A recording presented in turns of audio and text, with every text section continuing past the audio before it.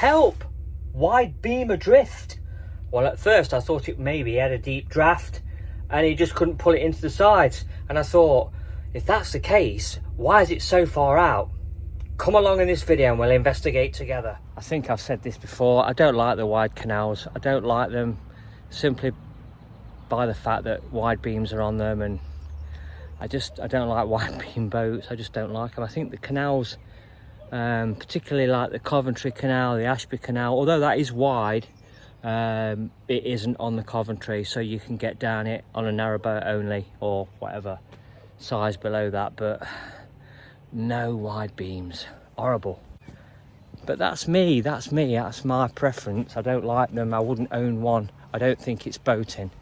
But just look at this. Look at this. Look at that. Wow. Fantastic. And then you'd never guess what happened. I'm talking about wide beam boats and how I don't like them. And you know, if you're gonna do more than 5 miles an hour on the canals, get yourself a motorhome. And if you want to buy a wide beam, just go and buy a house. So I've nipped to Taylor's Lock. I've had a look. I talked about wide beams and why I didn't like them. And now I've come across one that's taking up the entire canal at Bridge 77. Between Bridge 77 and Great Glen Aqueduct. Looks like we've got one adrift. And all I was doing was just going for a walk, like I did the last time I went down Taylor's Lock, only to find the pound empty. You know, you can check that one out on the channel. I've got a follow-up video, which is what I was going to do today, but I ended up doing this instead. Is it that Area 51 on the Grand Union Canal or something? The last time I went for a walk, the pound was empty at Taylor's Lock. This time I've gone for a walk and I've found one of those dreadful wide beam boats literally scuppering the canal. It would have stopped anybody getting by it, but you know, if you'd have jumped off, you could have done it yourself. You know, conscientious boaters do that. But imagine my surprise when I saw it.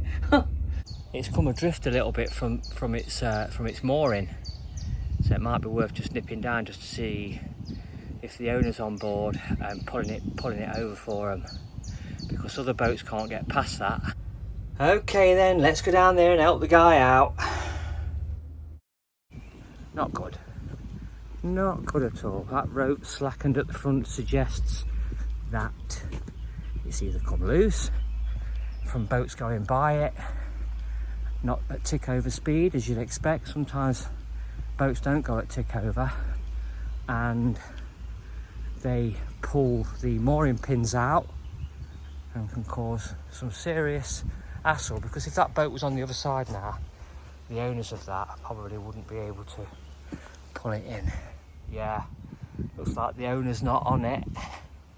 It's all locked up and it's gonna skew. So I'm gonna do the honourable thing and drag it all in for him, because that's not acceptable. So there's every likelihood that you can't get it in because of the reasons I was explaining earlier about, you know, having a deep draft and not being able to pull it fully into the sides. But I pull it over for him. You can see, look, the ropes come away there, look. Not nice for him. There you go. So I'm gonna have a go now at pulling it in.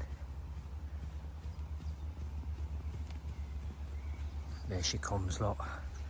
There she comes. And this is what we do on the canals. We help each other out.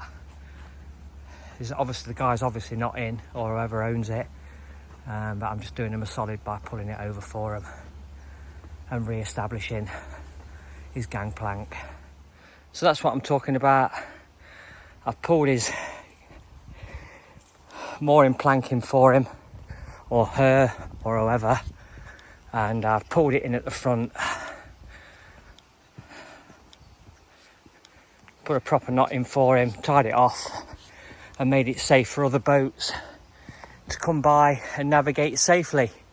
And if boats go by and they don't tick over as they should, that's less than like 2 miles an hour, it won't pull his mooring pins out or release his rope. His mooring pins are perfect, he's hammered them in, they've hammered right down. but he's not secured his rope correctly, so I've done that for him.